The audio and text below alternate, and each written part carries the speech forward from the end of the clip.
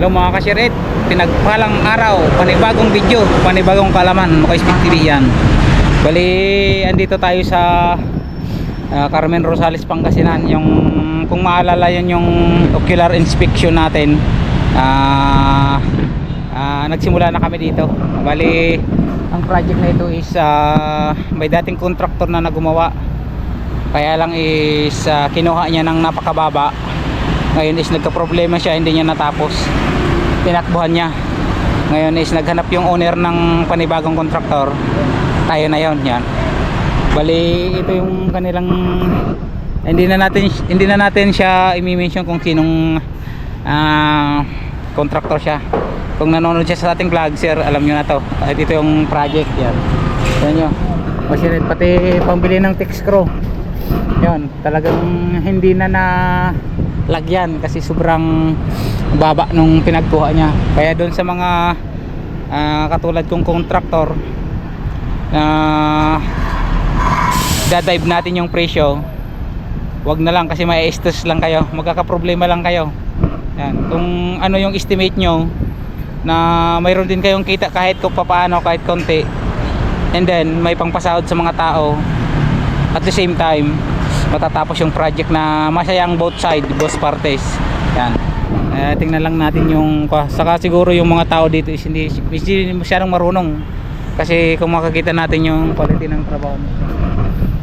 Tingnan yung poste mga sir ito. Grabe. Parang maliko. Yan. Yung gutter nila hindi rin natapos. Bali tatapusin na natin to lahat.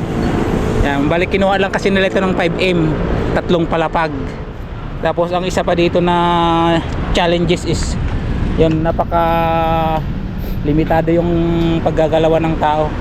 Kaya medyo mabagal yung accomplishment pag ganito yung situation. Yung bubong, ang issue dito, hindi nila natapos yung text screw, hindi natapos yung gutter.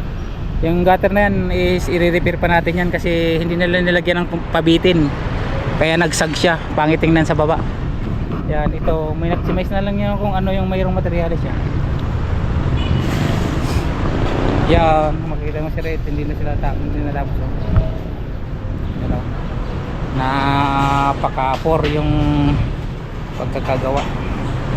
Ngayon is nilagyan namin ito ng opening pa, Oliver. Bali, square tube na lang ginamit natin dyan. Tapos dito magkakaroon din siya ng pinaka-gutter para hindi pumunta dun sa kabila yung tubig. Tapos lagyan natin ng downspot doon pababa. Open below to.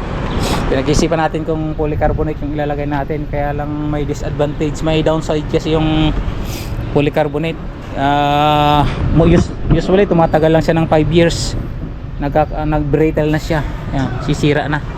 Kaya mas maganda pag Euro. Kaya lang magiging problema naman dito yung downside naman yung Euro.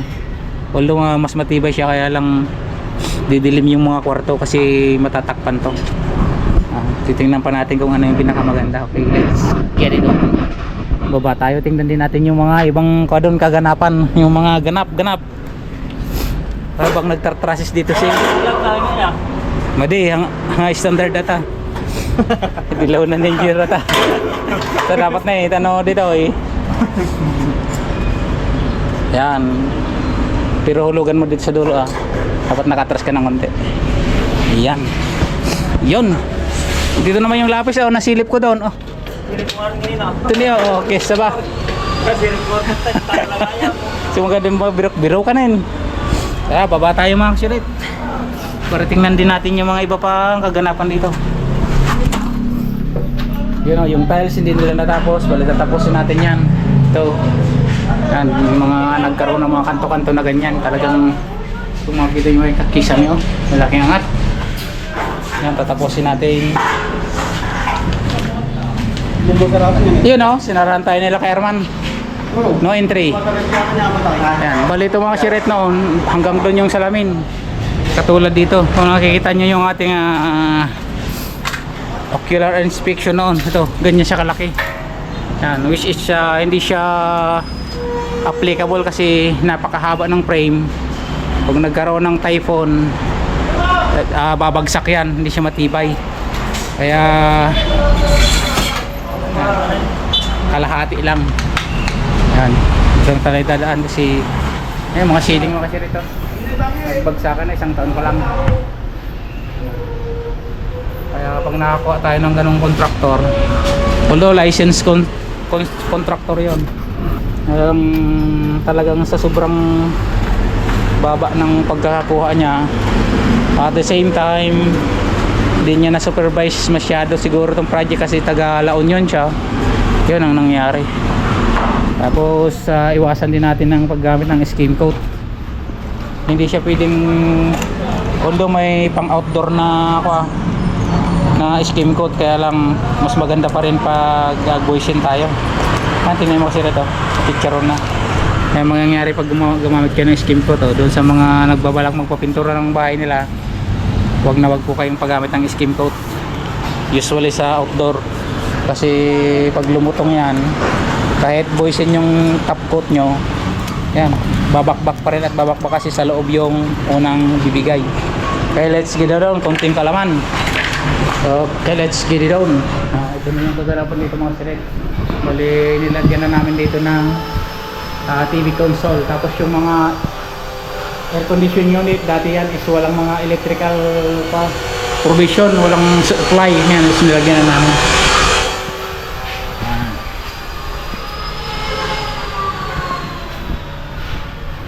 Yung bali, tapos na rin yung cabinet dito sa third floor. Namasilyan na ni Larry Boy. Hi ka Larry Boy! Yan, napakasipag natin na pintor, kahit mag-isa yan, gumagawa yan. Yan. Tapos itong mga tiles nito mga siret, napansin natin noon na pagpunta natin noon is ibang kulay niyan, binagbag na natin yan. Ito makikita niyo mga siret, nagbagbagan na yan. Yan o, yung mga dating puro, pinalitan natin ng ganyan. Yan, konti na lang. Tapos itong mga abang ng sewer line, i-adjust natin yan dyan. Sisintro natin dito.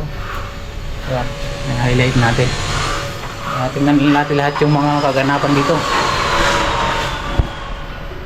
Okay, let's get it on. Bali ito yung mga tiles mga kasirit na tinanggap natin. No? Yung nagpuputukan to, yung ceramic na class AA. Ayan, kung yun doon sa mga nakagamit na ng ganitong tiles yun. Kung kusang umaalsa yan, nagka-problema ng huli, pinanggal natin kasi na-experience na natin yan. Yan, matalis na rin to. Tapos itong hagdan mga kasi rin, is lalagyan natin dito ng wood plank to. Bali kahol ilalagay natin yan. Bali na fabricate na din lahat yan. Nagawa na, itatapan na lang yan, gigit. Isa may babaguhin natin yun kasi yung mga portion doon na napakuan yung water line kasi dito may napakuan doon dito, yun o, napakuan water.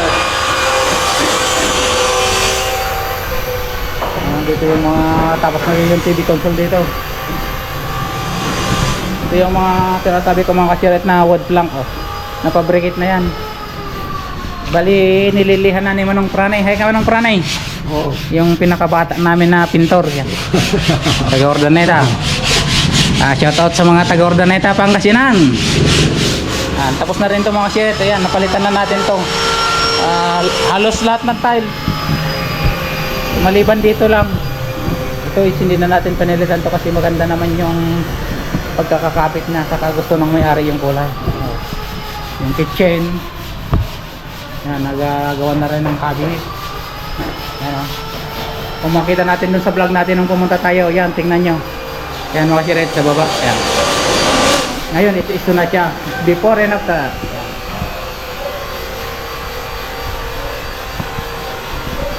Tingnan natin ito yung mga materials natin. Bali full blast lahat dito yung tao para matapos lahat. Yung mga granite na kinabit nila, binaklas natin kasi papalitan natin na medyo ng magandang klase. Let's get it, yung mga tiles mga chirit na binaklas natin. Yan o, pinalitan natin lahat. Tapos yung mga bintana na opening dito, medyo pinaliit natin ng konti. para hindi naman masyadong buwang. Yung mga CR, nabalitan na rin ng mga tiles. Yan. Balitan ng mga tiles yan mga sirit. Nabaklas yan lahat. Tapos yung pa natin dito, dirty kitchen. Nalagyan na rin ng cabinet. Yan. Okay na yan. Pinturan na lang. Saka granite dito sa ibabaw. Granite slab. Okay. Tingnan natin yung CR dito. Bali dito sa kwarto na isa mga siret yan. Nagawa na rin yung pinaka tukador dyan. Tapos itong cabinet dito, yung walk-in closet. Okay rin isa. Bali minamasilya na yung mga gilid-gilid. Preparation for finishing. Yan. Tapos dito sa CR na ito, ayan, napalitan na rin ng tiles to. Iba yung nakakabit dito na tiles mga siret, yung pinalitan na natin. May highlight siya dito. Mayroon lang mga konting pagbabago. Ito is ililipat natin dito siya. Ayan. Kasi dito sa portion na ito mga kasiret, magkakaroon ng pa dito sink. Bali dalawa. Kaya dapat yung inidoro is may adjust banda doon para hindi matrasan pag naghihilamos dito. Kaya transfer natin siya doon. Mga konti lang na pagbabago. Tapos yung shower dito is nilagyan natin ng pinaka-division para hindi tumilapsik yung tubig doon. Tapos ito, lalagyan kasi natin ito ng enclosure mga siret yan. Enclosure. Tapos dito din i-attach yung pinaka-counter niya. Ayan, tatalis pa yan. Okay, let's get doon. Punta naman tayo dun sa bali sa second floor to mga siret. May grinder nila nga. Ayan. Tingnan din natin yung terrace. Okay, tapos na, napunta na natin yan. Okay, let's get it down. Punta naman tayo doon sa first floor. Parang yun, hinaakot niya na yung mga wood plank. Yan. Hindi ko rin yung mga tiles natin bago. Bagong kakabit. Madilim dito mga service. Sinisimulan na nila yung tiles dito. Ilaw. Madilim. Ayan. Tingnan natin dito yung mga share. Bali, dito yung mga tiles natin. Ongoing din yung pagtatiles dito mga siret. Madilim. Tingnan natin na walang ilaw mga siret. Patapos na rin yung tiles dito. Bali, siya na madilim. Wala pang ilaw. Bali, sa baba na lang to. Yan. Okay, let's get it down.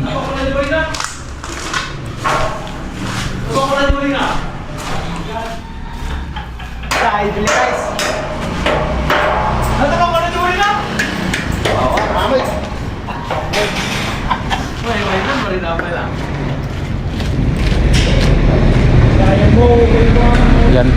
Wala pang kwa dito, wala pang update sa baba. Tingnan naman natin dito sa labas. Bali nilagyan namin ng kwa dyan. Nag-drop kami ng isang hollow block kasi para matakpan yung kisame. Kasi nakikita yung sa loob ng kisame. Yan. Yan yung update dito mga siret. Bali lalagyan namin ng kwa dyan, cladding na 1x2 dito sa round. Update ko na lang kayo kung ano yung cladding. Let's get it down. Buhusan nyo yung bago uwi Opo. Nagpapandinay ka ba naman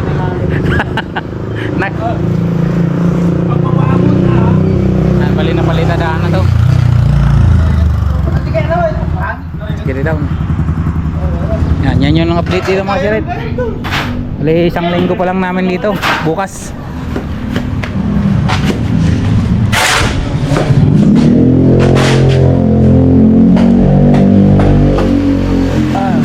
Napakasikip. Istakan ng materialis dito sa baba okay.